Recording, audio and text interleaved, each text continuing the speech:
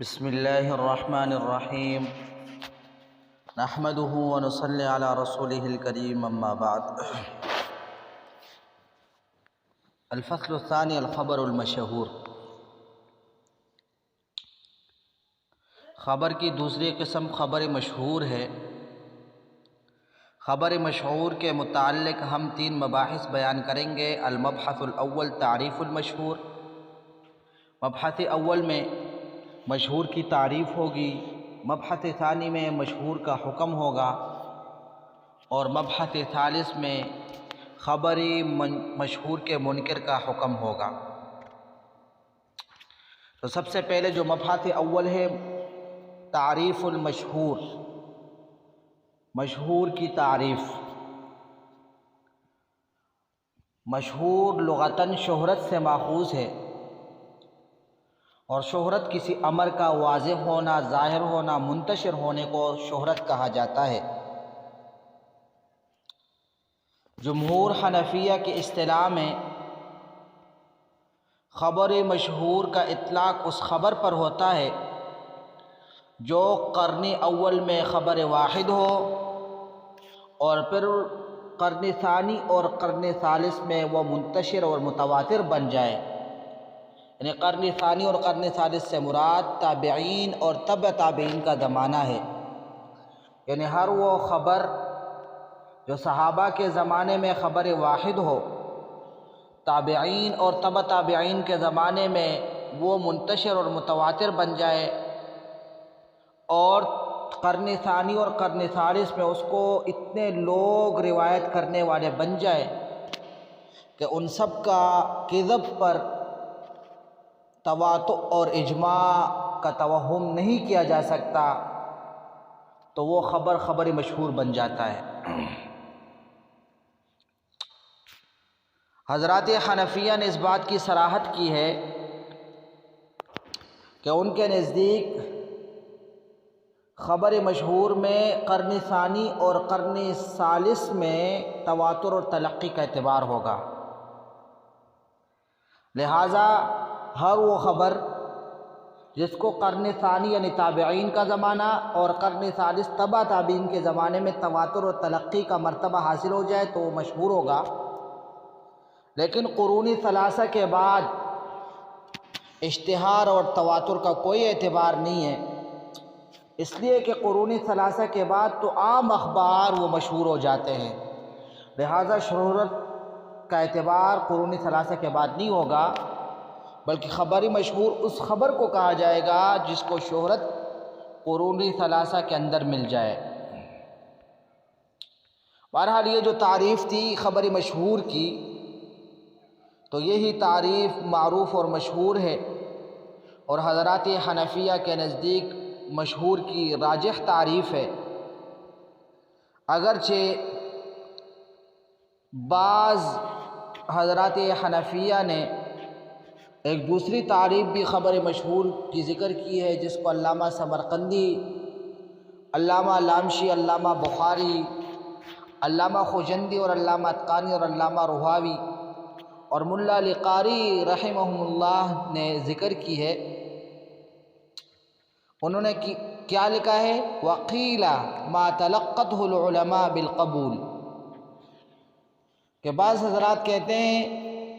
کہ خبر مشہور اس خبر کو کہا جاتا ہے کہ جس کو علماء قبول کر لے، یعنی علماء کی طرف سے اس کو تلقی بالقبول کا شرف حاصل ہو جائے تو وہ خبر مشہور کہلاتا ہے۔ اب یہاں پر یہ جو ائمہ یعنی علامہ سمرقندی سے لے کر ملا علی قاری تک جتنے ائمہ ہیں، انہوں نے خبر مشہور کی جو تعریف کی ہے قیلہ کے ساتھ اس کو ذکر کیا ہے، قائل کا ذکر نہیں کیا کہ اس قول کا قائل کون ہے۔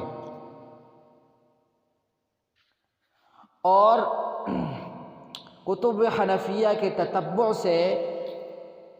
یہ معلوم ہوتا ہے کہ اس قول کا قائل امام ابو الیسر البزدوی رحمہ اللہ تعالی ہے، اس لیے کہ امام ابو الیسر البزدوی رحمہ اللہ لکھتے ہیں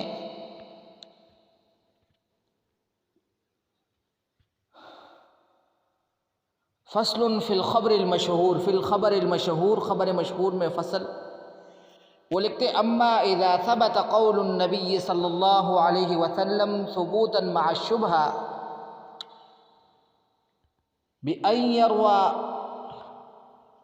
بأن يروي قوم لا يتصور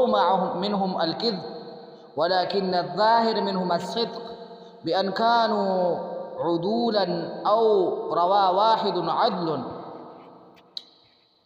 فإن كان الخبر مشهورا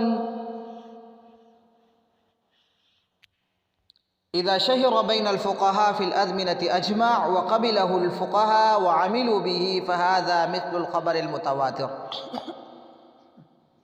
علامہ ابو الیسر بزدوی لکھتے ہیں کہ جب رسول اللہ صلی اللہ علیہ وسلم کا قول ثابت ہو جائے شبہ کے ساتھ،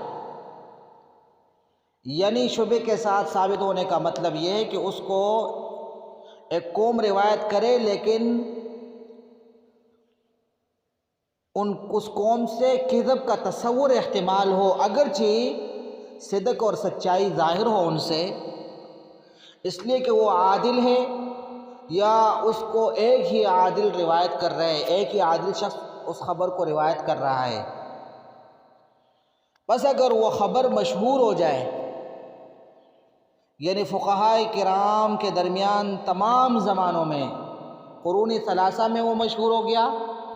فقہاء نے اس کو قبول کر لیا، اس پر عمل کیا، تو یہ بھی خبر متواتر کی طرح ہو گیا. تو یہاں پر علامہ ابو الیسر بزدوی رحمہ اللہ نے خبر واحد کے بارے میں فرمایا کہ خبر واحد اگر فقہاء نے اس کو قبول کر لیا، تلقی بالقبول کا شرف اس کو مل گیا، تو وہ خبر متواتر کی طرح بن جاتا ہے. تو یہ قیلہ کا قائل اس عبارت سے یہ معلوم ہو گیا کہ علامہ ابو الیسر بزدوی ہے. یہاں تک جو ہم نے تفصیل بیان کی کہ خبر متواتر کی دو تعریفیں، ایک تعریف معروف اور راجح ہے اور دوسری تعریف قیلہ کے ساتھ بعض حضرات نے نقل کی ہے. تو یہ تفصیل تو اس وقت ہے جب دونوں تعریفین کے درمیان تضاد ہو، جس طرح کہ ان حضرات نے اس تعریف کو مشہور تعریف کے مقابلے میں ذکر کیا ہے، تو اس سے متبادر طور پر یہی لگتا ہے کہ گویا کہ دونوں تعریفین کے درمیان تضاد ہے. لیکن یہاں پر یہ ممکن ہے کہ دونوں تعریفیں کے درمیان تضاد نہ ہو، بلکہ دونوں تعریفوں کے درمیان تطبیق ممکن ہے. وہ اس طور پر کہ جو پہلی تعریف تھی کہ خبر مشہور اس کو کہا جاتا ہے جو قرن ثانی اور قرن ثالث میں متواتر بن جائے، تو یہ بات جو خبر قرن ثانی اور قرن ثالث میں متواتر بن جائے تو یہ بات بدیہی ہے کہ ان دونوں قرنین میں اس کو تلقی بالقبول کا شرف بھی مل گیا ہوگا. لہٰذا گویا کہ یہ تلقی بالقبول اور قرن ثانی اور قرن ثالث میں تواتر اور شہرت ملنا یہ دونوں لازم اور ملزوم ہیں. اس لیے اس سے معلوم ہو گیا کہ ان دونوں کے درمیان کوئی تعارض اور تضاد دونوں تعریفوں میں نہیں ہے. یہ جو احتمال ہم نے بیان کیا کہ یہ جو دو تعریفیں خبر مشہور اس کے اندر کوئی تعارض اور تضاد نہیں ہے، تو اس احتمال کی تائید اس بات سے بھی ہوتی ہے کہ بہت سارے اصولین نے مشہور کی تعریف میں دونوں قیدوں کا لحاظ کیا ہے، یعنی تواتر کو بھی ذکر کیا ہے اور تلقی کو بھی ذکر کیا ہے. چنانچہ محقق بہاری خبر مشہور کی تعریف کرتے ہوئے فرماتے ہیں وَهُوَ مَا كَانَ آحَادُ الْأَصْلِ مُتَوَاتِرًا وهو ما كان آحاد الأصل متواترا في القرن الثاني والثالث مع قبول الأمة. کہ خبر مشہور اور حدیث مشہور وہ حدیث ہے جو اصلاً خبر واحد ہو، قرن ثانی اور قرن ثالث میں متواتر بن جائے اور ساتھ ساتھ میں اس کو امت قبول بھی کر لے. تو یہاں پر دونوں قیدوں کا ذکر، تواتر کا بھی اور تلقی کا بھی ذکر۔ تو اس بنا پر ہمارے لیے یہ ممکن ہے کہ ہم یہ کہہ دیں کہ یہ جو بعض علماء کرام نے خبر مشہور کی دو تعریفیں کی ہے اور دوسری تعریف قیلہ کے ساتھ ذکر کی ہے، تو ان دونوں تعریفوں کے درمیان کوئی تضاد نہیں ہے، بلکہ دونوں تعریفوں کے درمیان تلازم ہے۔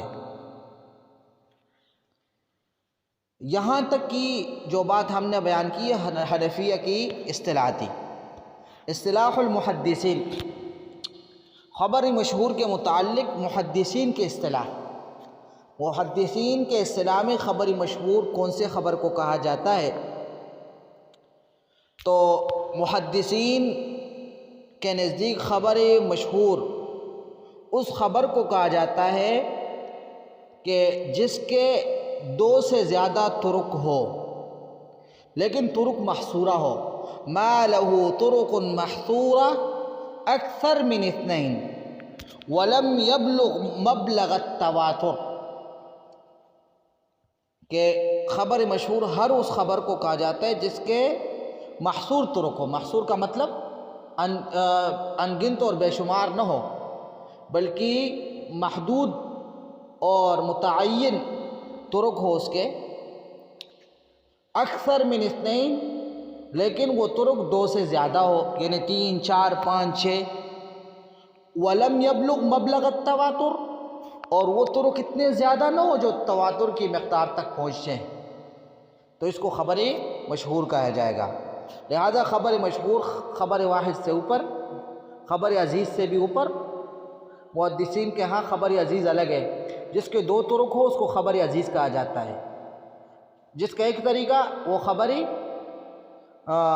واحد، اور جس کے دو سے زیادہ طرق لیکن متواتر کے حد سے کم تو وہ خبر مشہور ہوگا۔ اب یہاں پر ایک حنفیہ کی اصطلاح ہو گئی،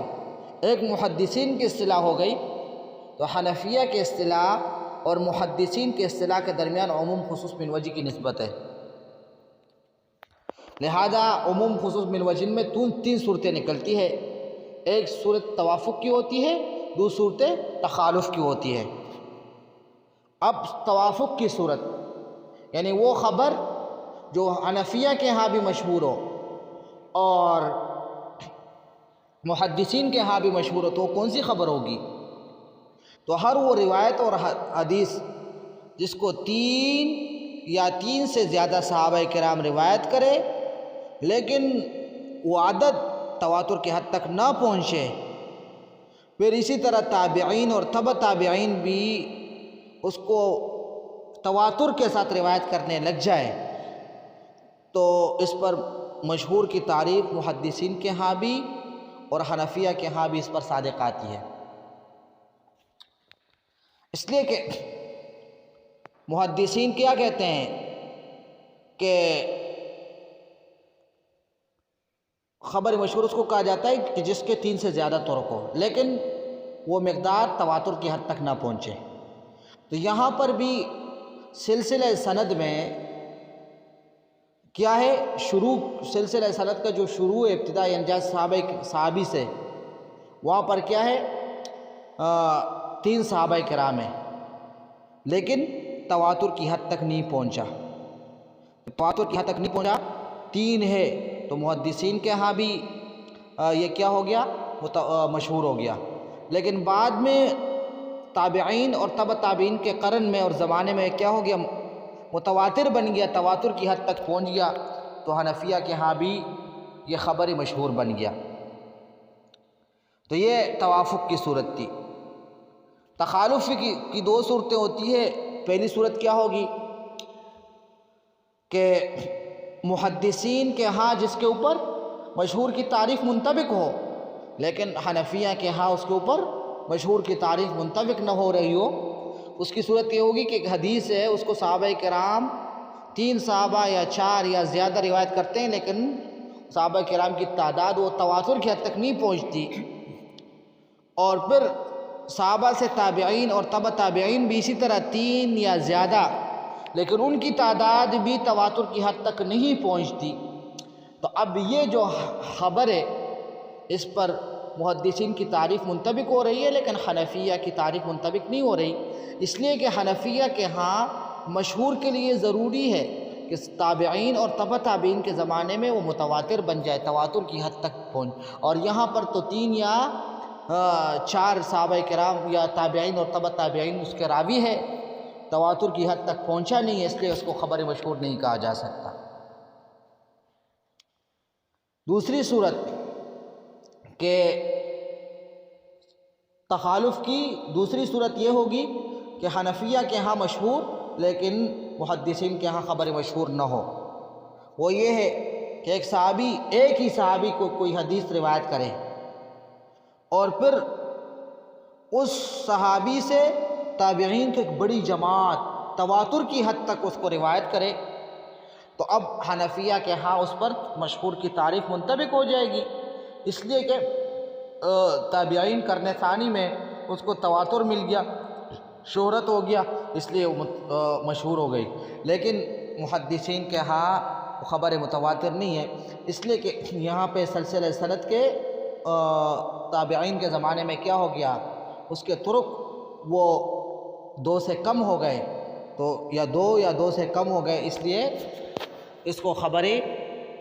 مشہور نہیں کہا جا سکتا عند المحدثین۔ تو بہرحال یہ تو خبر مشہور کی تعریف کے متعلق مبحث تھا۔ مبحث ثانی حکم الخبر المشہور، خبر مشہور کا حکم۔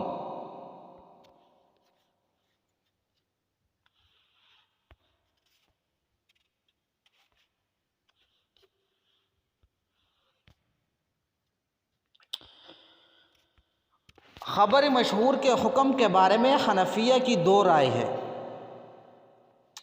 پہلی رائے یہ ہے کہ خبر مشہور یہ متواتر کی ایک قسم ہے، لہذا علم نظری استدلالی کا فائدہ دے گا لیکن علمی ضروری کا فائدہ نہیں دے گا۔ یہ رائے امام ابو بکر جساس رازی کی ہے، اور اسی رائے کو امام ابو الیسر البزدوی نے، علاء الدین السمرقندی اور شیخ دہلوی نے اختیار کی ہے۔ پہلی رائے کا خلاصہ یہ ہوا کہ خبر متواتر وہ علمی یقینی کا فائدہ دیتی ہے، لیکن علمی یقینی بدیہی اور ضروری کا نہیں، بلکہ علمی یقینی نظری اور استدلالی کا فائدہ دیتی ہے۔ امام ابو بکر جساس الرازی رحمہ اللہ کی یہی رائے ہے۔ اور دوسری رائے کہ خبر مشہور یہ نہ متواتر کا قسم ہے اور نہ متواتر کے حکم میں ہے، بلکہ خبر مشہور متواتر اور خبر واحد کے درمیان درجہ ہے، اس کا درجہ متواتر سے کم تر اور خبر واحد سے بڑھ تر، تو گویا کہ خبر واحد اور خبر متواتر کے درمیان کا درجہ وہ خبر مشہور کا ہے۔ لہذا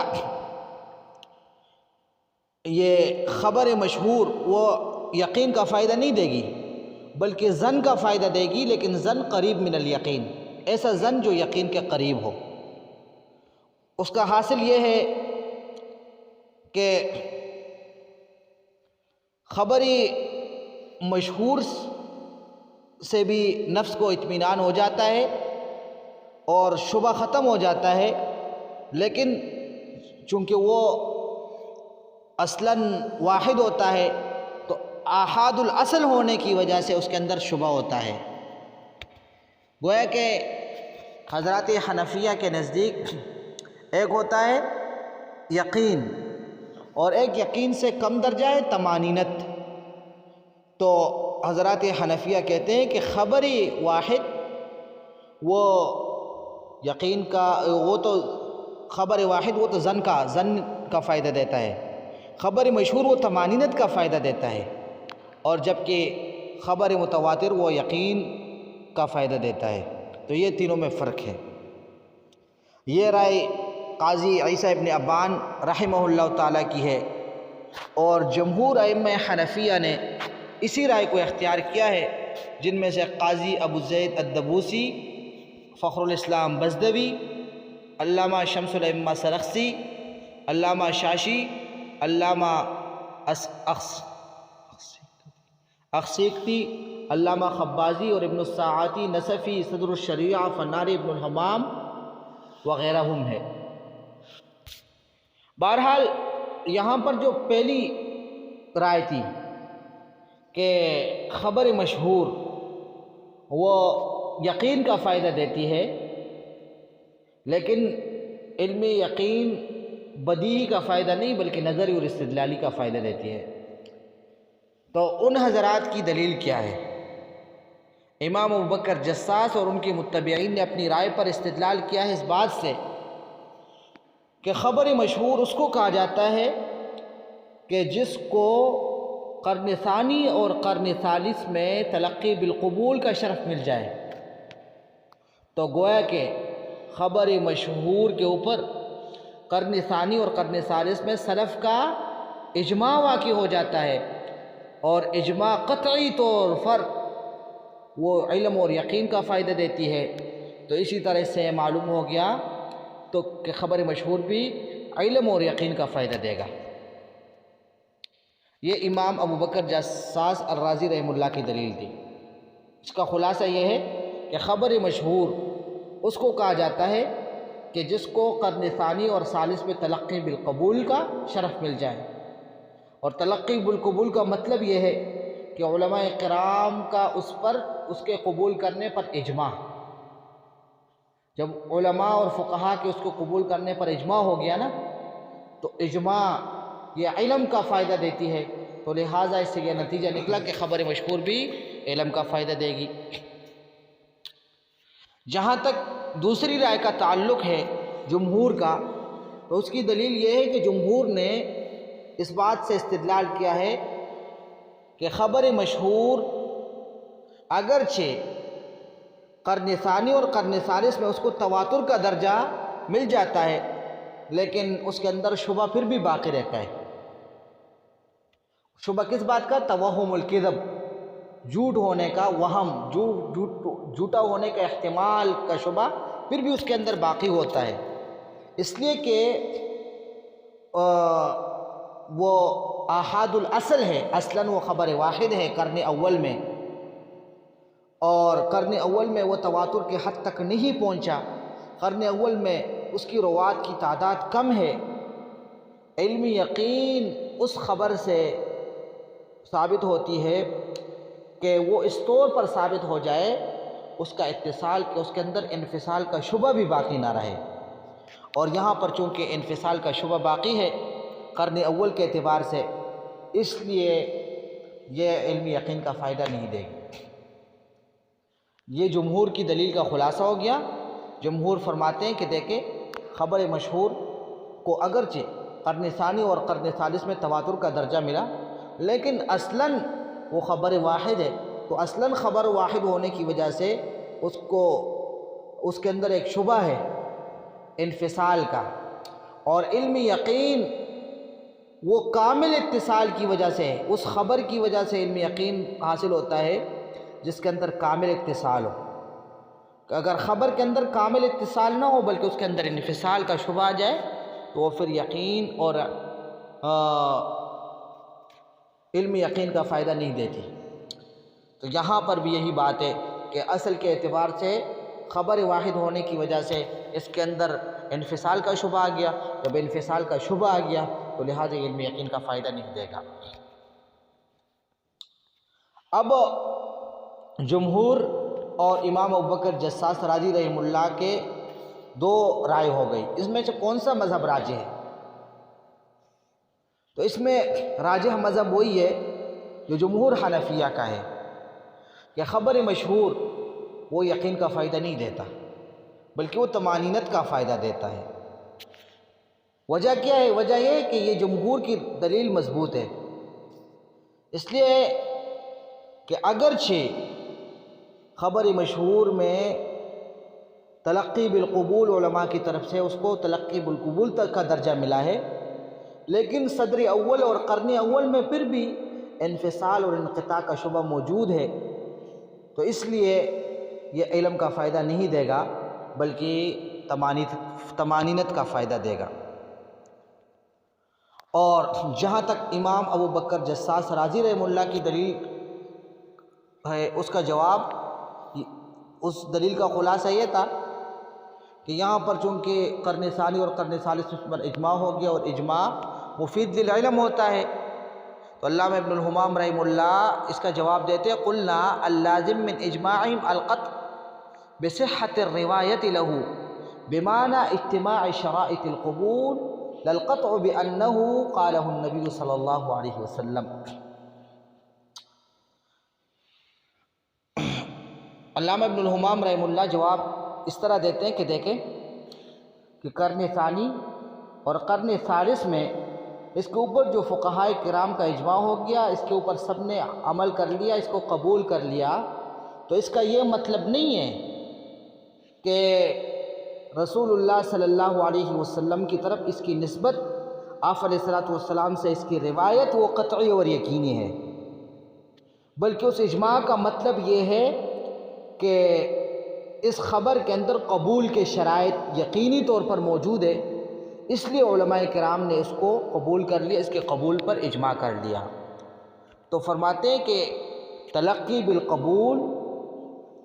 بالقبول یہ اس بات کی دلیل ہے کہ اس کے اندر کامل طریقے سے یقینی طور پر یعنی قبولیت کے شرائط موجود ہیں، نہ کہ یہ اس بات کی دلیل ہے کہ آپ علیہ الصلوۃ والسلام کی طرف اس کی نسبت قطعی اور یقینی ہے۔ چنانچہ علامہ ابن الحمام رحمہ اللہ کے کلام کا خلاصہ یہ ہوا انہم اجمعوا علی صحت روایت المشہور، کہ یہ یعنی گویا کہ ای ان المشہور اجتمع فیہ شرائط القبول، کہ یہ جو خبر مشہور ہے تو علماء کرام نے جب اس پر اجماع کر لیا، سب نے اس پر عمل کیا، تو اس کا مطلب یہ ہے کہ انہوں نے اس بات پر اجماع کیا کہ اس خبر کے اندر قبول کے شرائط جمع ہے، نہ کہ ان کا اجماع اس بات کی دلیل ہو کہ آپ علیہ الصلوۃ والسلام کی طرف اس کی نسبت یقینی ہے۔ لہٰذا امام ابو بکر جساس رازی رحمہ اللہ تعالیٰ کی دلیل کمزور ہے، اس لیے جمہور کی مذہب وہ راجح معلوم ہوتا ہے، واللہ تعالی اعلم۔